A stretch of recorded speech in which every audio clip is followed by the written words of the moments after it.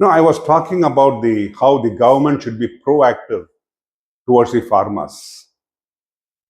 Well, I think we should also look into how much of development has taken place in India for the past 20, 30 years. How many of us know that when India started with railways, we had first we had 1,000-meter gauge, then we had the 600, 800-meter gauge, then we had the 400-meter gauge, and then we have the 300-meter gauge. That means there were 4 gauges, and we had 4 types of tracks, and we required facilities to maintain 4 different types of tracks. And because of that, the cost, the maintenance, the enormity of the problem, people were not we were not able to understand and get comprehensive idea of exactly how much of problems the government, the Indian Railways would have gone into, the administrators and the people maintaining it, how difficult it would have been for them to maintain these 4 different types of tracks. So India embarked.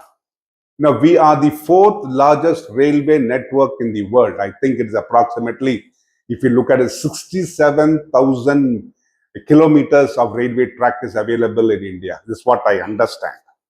It can be even more than that. We're taking the smaller aspects of it.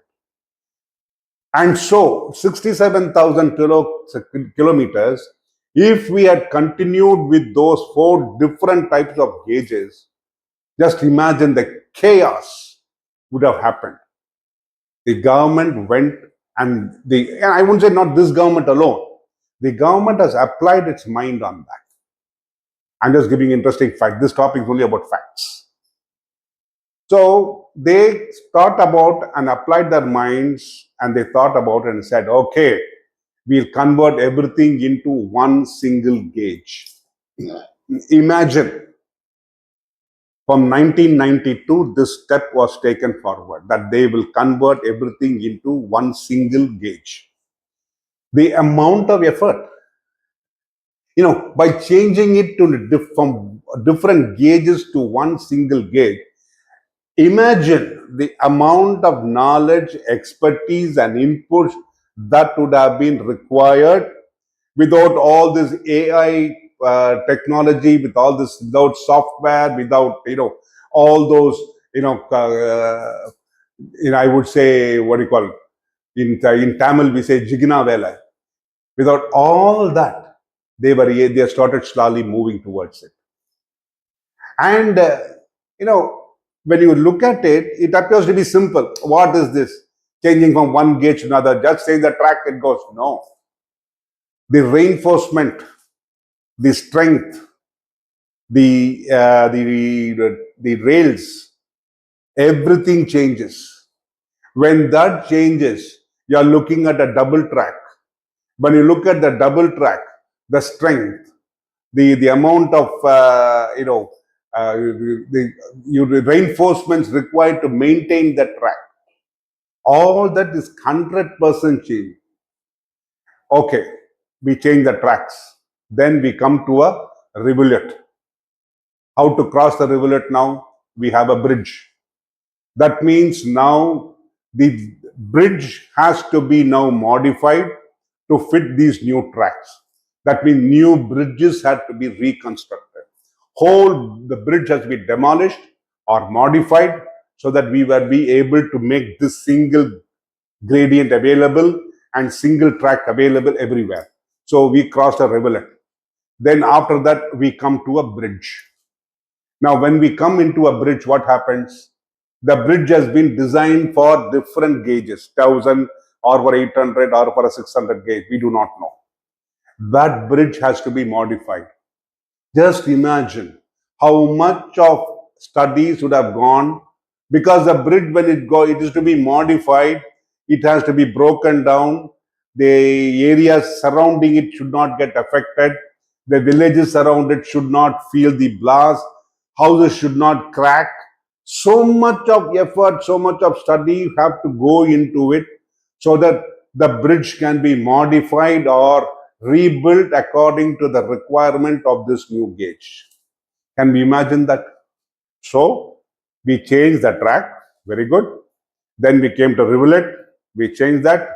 Then we came to a bridge, we changed that. Now what happens?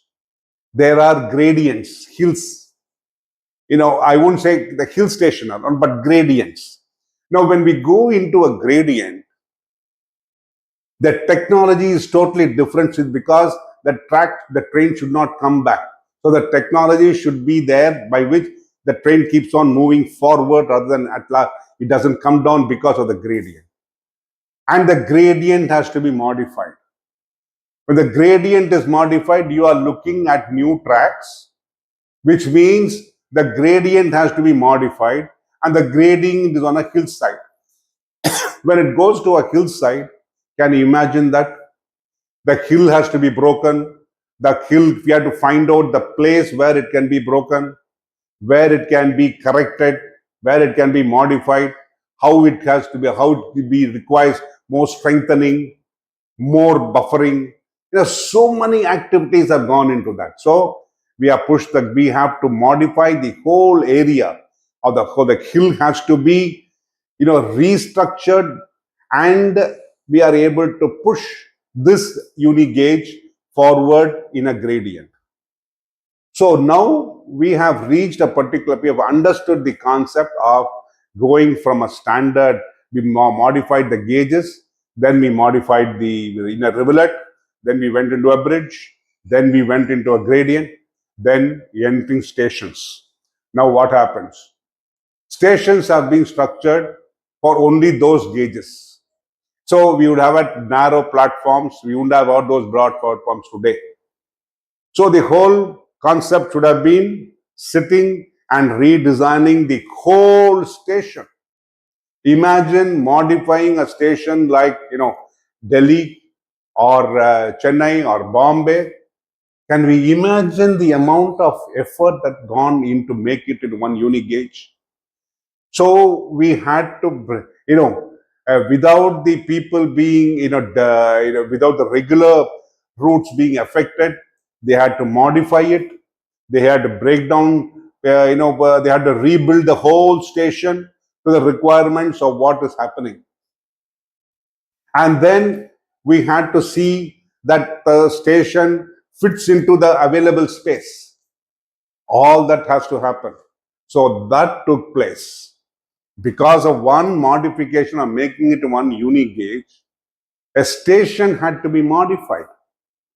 Now what happens? The station is modified, and based on the modification, the entry, exit, the structure, the signals, everything changes. The control signals, the electronic signals, the electricity, the power connecting, all that completely changes.